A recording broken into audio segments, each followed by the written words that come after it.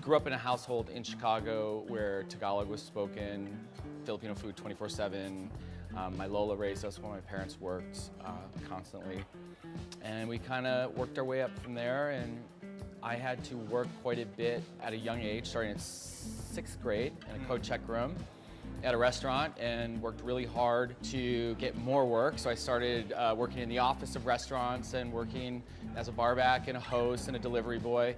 And that framed my love for working in restaurants, and now I own and operate restaurants, bars, and nightclubs, primarily through Rockit Ranch Productions, and do some other things on the side, like act commissioner for the White House President's Advisory on Asian Americans and Pacific Islanders. The one thing you didn't mention that we got to talk about, you went to law school. I did. Yes, I'm a lawyer. So how does the lawyer become the CEO? There's this really wonderful story of my Lolo Monaco in the Philippines, who was an attorney. He died when I was 2, and sort of I've always heard the story that, you know, on his sort of on his deathbed, when that sort of time came, of all the kids and all the grandkids, he looked around and said, one of my grandkids has to go to law school. And I was honored with his name. So my middle name is Monaco. I won't say it made me go to law school. I went to law school for other business-related reasons, and because I really felt like stability was an important thing, and understanding the law and the world, because of some things that happened along the way, I just felt like that would be the all-knowing career choice. When it got really, really hard and I almost quit, I can tell you that I did not quit because of my Lolo Monaco. So that's how that happened, and I became a lawyer. Did your family expect that you would be who you are now?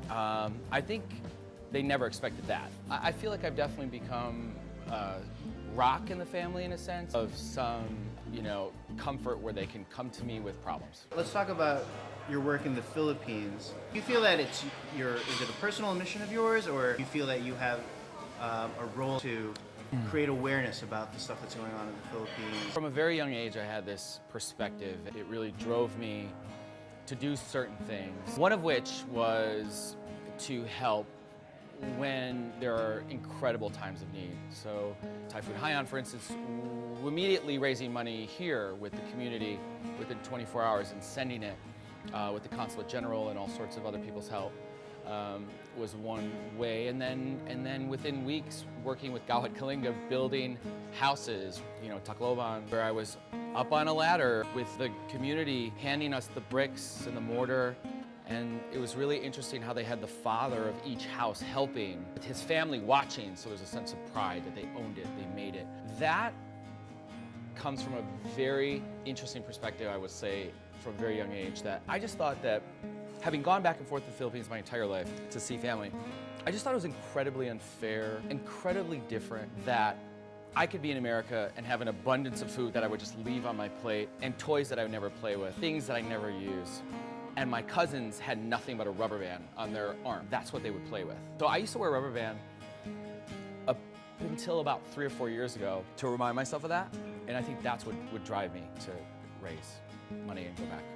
Once every 3 to 5 years, which was my entire life. Once I became the only Filipino American appointed by the President Obama to his advisory commission, I took a higher level sense of pride and commitment, because a lot of the things, they're not paid by the country, the taxpayer. I actually pay for it myself.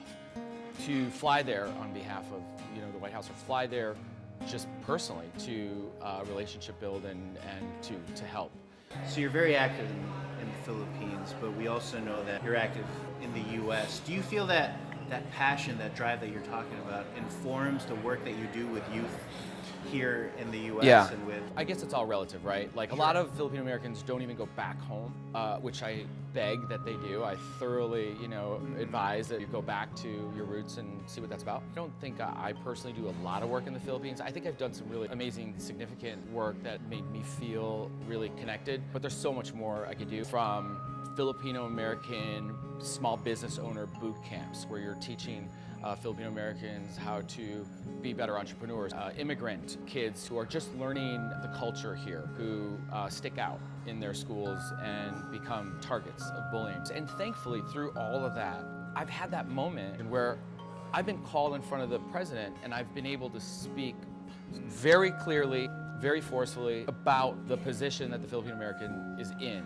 In certain things like immigration, I could speak on behalf of the community and I could speak on behalf of my own family, where it's been broken up. You know, how half the family's there and half the family's here based on when that application went through and who is over 21 and who is under 21, and why the Filipino Americans have the longest wait times in some aspects than any other ethnicity that exists. From a bullying perspective, you know, Asian Americans, Pacific Islanders, some studies show, are bullied 20% more than any other racial group. Really? Yeah.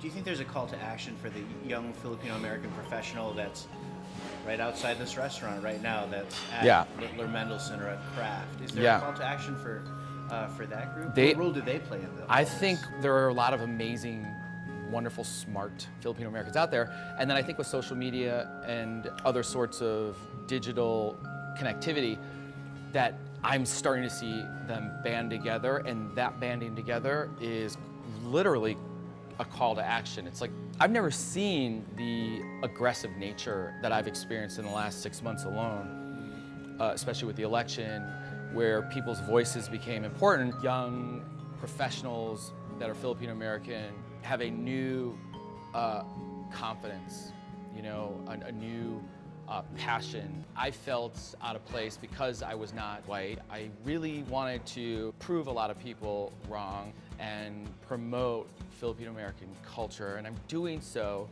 in my way through restaurants. And Sunda is the best outlet and expression that I've had. I traveled throughout Southeast Asia for years, right? I was in the markets, in the kitchens. Thankfully, throughout my time in the Philippines, I knew how to like navigate the markets, the farmers, the grandma's homes. I would stay in people's homes, and it was an amazing time. And I brought it together with my partners to create Sunda, and I hope to roll that out to other places across the country as a means to express my love for Southeast Asian American culinary and culture. It is a vehicle also for me to turn people on to Filipino food one person at a time. And we're doing, you know, thousands and thousands of guests a week, and they are trying and loving Filipino food one bite at a time. That's one. I started going on TV, part because I liked it, but also because I didn't see any Filipinos on TV when I was coming up. I didn't see them on the radio, I didn't hear them on the radio. You know, so I started doing radio, started doing TV, started acting. I started a film company called Elson Films. We're producing a film in Chicago this year, and I don't see a lot of diversity. Now it's getting a lot better, but when I say diversity, I don't mean just black and white, I mean Filipino. What kind of adversity have you faced going in there and somebody goes, oh, I didn't expect to see you here? That's the story of my life. Actually, if I ever write a book, that's gonna be the title. Oh, I didn't expect to see you here. That's the story of my book. Thank God no one heard that, because I'm gonna keep that. That is the story of my life. People said you can't go to law school. You can't own a nightclub at 22. You can never be an attorney and a restaurateur. You can't be a restaurateur and be on TV. You can't be on TV and you can't do radio. You can't do reality TV and act. You can't do any of that stuff and be part of the White House. Like, my whole life has been, I can't believe you figured out how to make that happen.